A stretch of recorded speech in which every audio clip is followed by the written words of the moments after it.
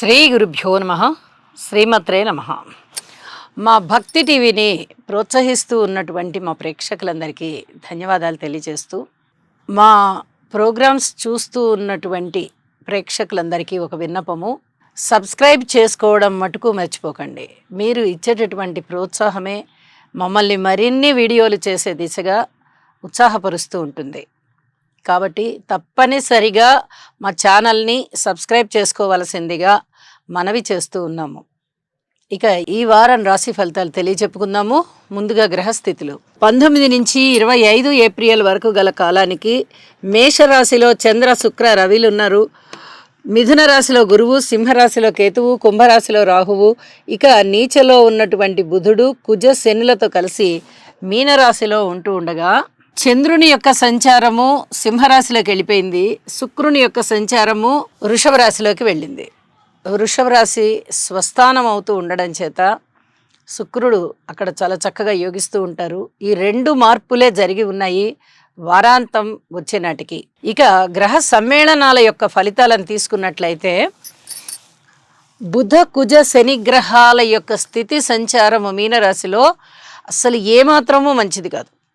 నిజం చెప్పాలంటే ఏ రాశి వాళ్ళకైనా కూడా, ఏ నక్షత్రంలో పుట్టారు అనేది సంబంధం లేదండి.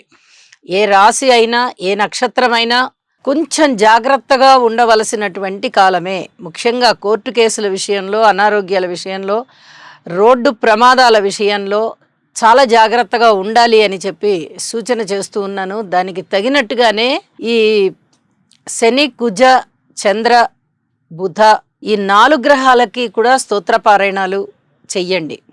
అంటే చంద్రుడు మేషరాశిలోకి వచ్చేసారు కదా అని చెప్పి మీకు ఒక అనుమానం రావచ్చు. అయితే ఈ 19వ తారీఖుకి ముందర 18న 17న చంద్రుడు మీనరాశిలో ఉంటారు కదా. అప్పుడు ఏదైనా అనారోగ్యం వచ్చి ఉన్న వారికి ఈ 2 రోజుల్లోనే తగ్గిపోదు. కాబట్టి చంద్రుడికి కూడా స్తోత్ర పారాయణాలు చేయవలసిందిగా సూచన చేస్తూ ఉన్నాను. ఇక మేషరాశిలో ఉన్నటువంటి శుక్ర, రవి యొక్క సంచారము చంద్రుడితో కలిసి కళలని బాగా ప్రోత్సహిస్తూ ఉంటుంది. లలిత కళలలో చాలా ఉన్నత స్థితికి వెళ్తారు. ఇది చాలా మంచి శుభ పరిణామం అని చెప్పచ్చు. అంత బాగున్న గ్రహస్థితులు అనమాట. ఇక గ్రహ సమ్మేళనాలు అయిపోయాయి. గ్రహాల దృష్టుల విషయానికి వస్తే, వారాంతంలో శనిగారి యొక్క దృష్టి శుక్రాచార్యుల మీద ఉంది.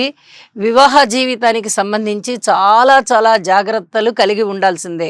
ఎక్కువగా ఓర్పు కలిగి ఉండడమే ప్రధానమవుతూ ఉండగా, శనిగారికి శుక్రునికి కూడా స్తోత్రపారాయణాలు చేసుకోవడం చాలా మంచిది. ఇక గురువు గారి యొక్క 9వ దృష్టి రాహువు మీద పడుతోంది. మీ అంతటా మీరుగా ఆధ్యాత్మిక చింతన పెంచుకోవడానికి ప్రయత్నం చేయండి. ఇది చాలా చెప్పదగినటువంటి సూచనగా తెలియజేస్తూ ఉన్నాను.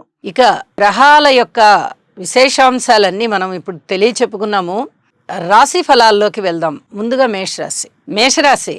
మేషరాశి వారికి రాశిలో ఉన్నటువంటి శుక్రాచార్యుల వారు, రాశిలో ఉన్నటువంటి చంద్రుడు చాలా అద్భుతమైన ఫలితాలను ఇస్తూ ఉండగా, లాభస్థానంలో రాహు గారి యొక్క సంచారము కూడా చాలా లాభిస్తుంది. అంటే 3 గ్రహాల యొక్క సంచారము చక్కటి ఫలితాలను ఇస్తూ ఉంది. అయితే వీరికి ఊహించని విధంగా ధనప్రాప్తి కలుగుతుంది, మాట చలామణి అవుతుంది, కీర్తి ప్రతిష్టలు వస్తాయి, అలాగే సన్మాన సత్కారాలు ఉంటాయి. లలిత కళలలో ప్రదర్శన చాలా బాగుంటుంది. అనేక విధాల ఆనందాలు వెల్లివిరుస్తూ ఉంటాయి. వివాహాది శుభకార్యాలు కూడా కుదరడానికి చాలా వరకు అవకాశం ఉంది. కుటుంబ రీత్యా బాగుంటుంది. ధనము బాగా మంచిగా సర్దుబాటు అవుతూ ఉంటుంది. అలాగే స్థిరచరాస్తుల వృద్ధి కలుగుతుంది. ఇక మిగతా అన్ని విషయాలలోనూ అధిక జాగ్రత్తలు తీసుకుంటూ ఉండాలి. ఏ విధంగా? కొన్ని వాయిదా వేయడం ద్వారా, కొన్ని ఎక్కువగా ప్రణాళికలు సిద్ధం చేసుకొని వాటి యొక్క ప్రయత్నాలు చేయడం ద్వారా, కొన్ని పెద్దల సలహాలు తీసుకుని ఆచరించడం ద్వారా బాగుంటాయి. అన్నదమ్ముల యొక్క సహాయ సహకారాలు బాగుంటాయి. కానీ ఇక్కడ చెప్పదగ్గ సూచన ఏంటంటే, వ్యయస్థానంలోనే తృతీయాధిపతి నీచ పట్టి ఉన్నారు, శని కుజులతో కలిసి ఉన్నారు. కాబట్టి కోర్టు కేసుల విషయంలో ఎవరి మీద కూడా అధిక ఉత్సాహాన్ని చూపించకండి. వీళ్ళు మనకేదో ఫేవర్ చేస్తారు, వాళ్ళు ఇంకేదో మనకి చాలా మంచి చేస్తారు, ఇలాంటివేవి పెట్టుకోవద్దు. అంత నిరుత్సాహము ఉండదు, అంత ఉత్సాహము ఉండదు.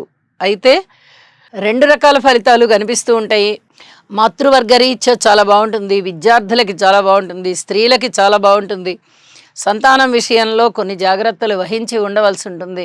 సంతానం విషయంలో చాలా పూర్తిగా క్రమశిక్షణ పాటించి ఉండండి. పిల్లలు క్రమశిక్షణ పాటించడం కాదు, మీరు ముందర క్రమశిక్షణ పాటించి ఉండాలి. వాళ్ళు ఎలా అయినా ఉండనివ్వండి, మనము కామ్గా ఉండాలి అనుకొని ఉండాలి. అలాంటి పరిస్థితి ఉంటుంది. అలాగే రుణభారాలు కూడా కొంచెం రుణాలు అయ్యేటటువంటి అవకాశం కనిపిస్తుంది. ఎంత ధనం వచ్చినా దానికన్నా మించి ఇంకొంచెం రుణము చేయవలసిన పరిస్థితి కనిపిస్తోంది. పబ్లిక్ రిలేషన్స్ విషయంలో మీకు చాలా సంతృప్తికర వ్యవహారాలు ఉంటాయి. జీవిత భాగస్వామి బాగుంటారు, వ్యాపార భాగస్వామి బాగుంటారు. అలాగే ప్రయాణాల విషయంలో పూర్తి జాగ్రత్తలతో కూడి ఉండండి. పితృవర్గ రీత్యా బాగుంటుంది అని చెప్పచ్చు. ఉద్యోగ రీత్యా పూర్తి జాగ్రత్తగా ఉండవలసినటువంటి కాలము. కార్మికులు, కర్షకులు, నేత పనివారు, చేతి వృత్తుల వారు ఇత్యాది వారందరికీ కష్టానికి తగిన ధనం చేకూరుతుంది. ఇది మీకు ఆత్మసంతృప్తిని కలగజేస్తుంది అని చెప్పి తెలియజేయడం జరుగుతోంది. ఇక ఉద్యోగస్తుల విషయంలో పూర్తి ఓర్పు కలిగి ఉండాల్సిందే. వారాంతానికి వెళ్ళేటప్పటికీ రవి గారు ఒక్కరే ఉచ్చులో ఉండిపోయారు. అలా శుక్రాచార్యుల వారు తన యొక్క స్వస్థానంలోకి వెళ్ళిపోయారు. ఇంకా ఇంకా మాట తీరు బాగుండడం కానీ, మీ చక్కటి క్రమశిక్షణ వల్ల 10 మందిని ఆకర్షించుకోగలడం కానీ, కుటుంబం ఎక్స్పాన్షన్ జరగడం కానీ, అంటే కుటుంబ వృద్ధి జరగడం కానీ, ఇలాంటివన్నీ కూడా మీకు చాలా ఆనందాన్ని తెచ్చిస్తూ ఉంటాయి వారాంతంలో. ఇక చంద్రుని యొక్క ఫలితం అంత పెద్ద గొప్పగా లేదు కాబట్టి ఈ వార ప్రారంభంలో ఉన్న ఫలితాన్నే మీరు జాగ్రత్తగా దాని గురించే ఏదైనా నివారణ మార్గం చేసుకోవాలా అని ఆలోచించండి. గౌరీ పూజ చెయ్యండి. అలాగే శివుని యొక్క ఆరాధన చేయడం చాలా చాలా మంచిది అని చెప్పి తెలియజేస్తూ ఉన్నాను. పూర్వం కన్నా కొంచెం మేలైన పరిస్థితి, ఏలినాటి శని జరుగుతూ ఉన్నప్పుడు ఎప్పుడైతే మీకు గురుబలము లేదో కొంచెం మీరు ఈ శివుని యొక్క స్తోత్రపారాయణాలు చేసుకోవడము, సుబ్రహ్మణ్యేశ్వర స్వామి యొక్క స్తోత్రపారాయణాలు చేసుకోవడము, ఇలాంటివన్నీ చాలా మంచిది అని చెప్పి కూడా మరీ తెలియజేస్తూ ఉన్నాను. శనిగారికి ఒక్కసారి తైలాభిషేకం చేయించండి, మరింతగా ప్రశాంతత మీ జీవితంలో ఉంటుంది. శుభం. చంద్రగ్రహ అనుకూలత కొరకు దధిశంక తుషారాభం క్షీరోదార్ణవ సముద్భవం నమామి శశినం సోమం శంభోర్మకుటభూషణం. ఓం శ్రాం శ్రీం శ్రౌం సహ చంద్రాయ నమః.